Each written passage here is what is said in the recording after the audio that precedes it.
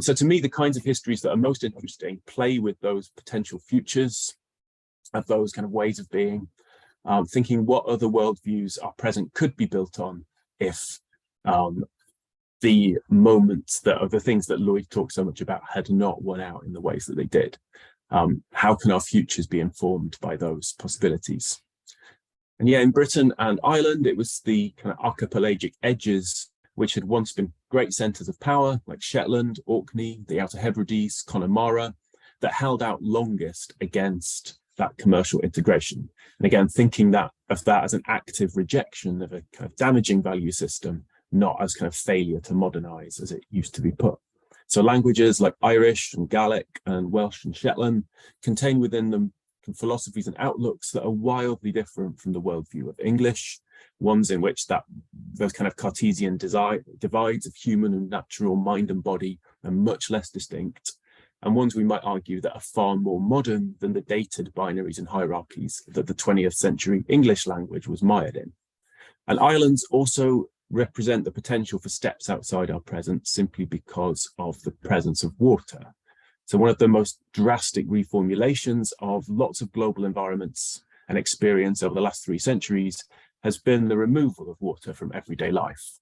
The drastic reduction through drainage of edgelands like marshes, the building of bridges that take boats out of many people's lives, new visions of private property that make using rivers, kind of our oldest thoroughfares, transgressive, and the imposition of borders at coastlines that make our other oldest thoroughfares, the seas, into acts of transgression to cross as well. So in more ways than one, those intensely violent ideas of progress and modernity were kind of dry. So historians face a really big task in trying to think with islands, because the archives that historical methods are built around really don't facilitate archipelagic thinking.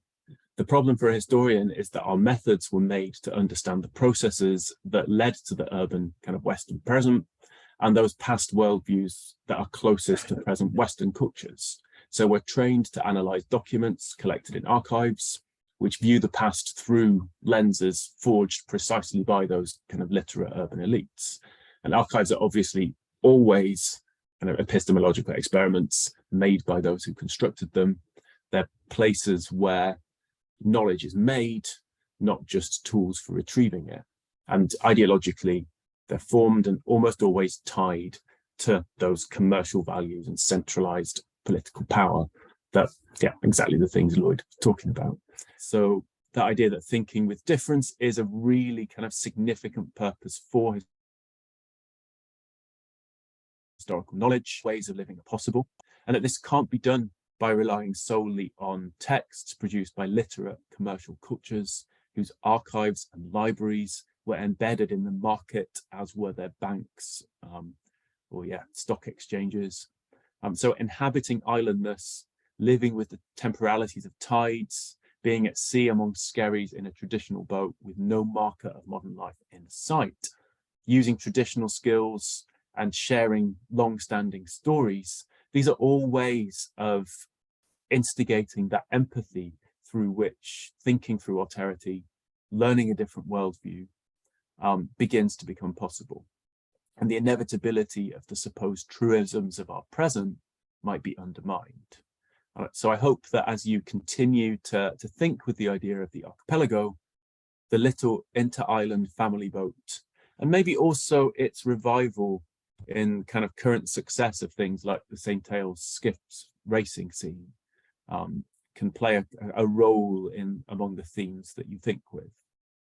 So as a kind of facilitator of our entanglement and a vehicle for thinking through the connections of people with the other communities of the waves.